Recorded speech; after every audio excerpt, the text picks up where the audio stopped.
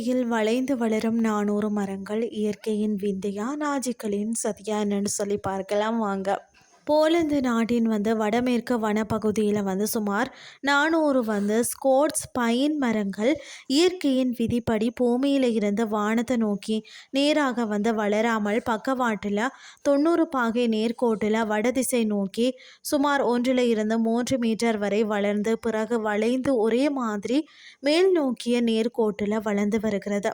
இந்த மரங்கள் அனைத்துமே மர்மமான முறையில் ஒன்று போல கோணலாய் வளர்வதால் இந்த காட்டுக்கு கோணல் மர காடு என்ற பெயர் உண்டாகிற்றார். 1930ஆம் ஆண்டின் போது நடத்தப்பட்டதாகவும் இவைகளின் வளைவுற்ற வடிவத்திற்கு பனிப்புயல் அல்லது 2ஆம் உலகப் போரின் போது பீரங்கி வண்டிகள் அவ்வழியே தாறுமாறாக சென்று வந்ததே காரணமாகும் எனவும் உள்ளூர்வாசிகள் கூறுகிறார்கள். ஆனால் இந்த காரணத்தை பார்த்தீங்கன்னா பென்சில்வனியா யூனிவர்சிட்டி ஏற்க மறுத்த மனிதர்களின் குறுக்கீடே இம்மரங்களின் வளைந்து வளரக்கூடிய தன்மைக்கு காரணம் என்று கூறப்படுகிறதாம்.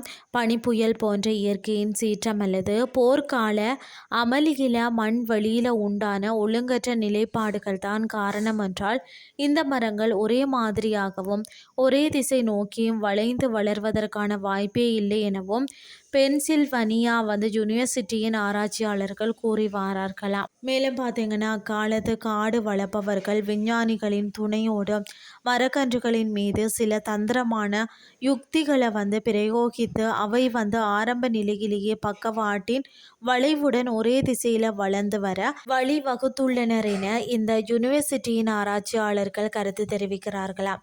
அதாவது பார்த்தீங்கன்னு சொன்னால் காடு வளர்ப்பவர்களின் இந்த செயலால் தான் இந்த மரங்களில் உண்டாகும் இயற்கையான வளைவு பகுதிகள் பிற்காலத்தில் வளைவான ஆடும் நாற்காலி போன்ற மர சாமான்கள் பனி சறுக்கு வண்டிகள் மற்றது கப்பலில் சில பாகங்களை சுலபமாக உருவமைப்பதில் உதவி புரிந்தது என்றும் அவர்கள் கூறுறாங்களாம். இந்த ஒரே மாதிரியான வளைவுகள் தொடர்ந்து நிலைத்திருப்பது தடைப்பட்ட கற்பனைக்கு அப்பாற்பட்ட மனித கைவினை பணிக்கு ஒரு உயிரோட்டம் உள்ள சாட்சியாக உள்ளது. இந்த நோக்கமும் தன்னம்பிக்கையும் நம்ப முடியாத தாவரவியல் முரண்பாடுகளுடன் கலந்து விட்டதாக இது காட்டுகிறது. இந்த அதிசயமான தாவர விசித்திரம் பார்த்தீங்கன்னா மனிதர்களின் முயற்சிகள் போர்களால் தடைப்பட்ட ஒரு வரலாற்று கணத்தை பதிவு செய்கிறது.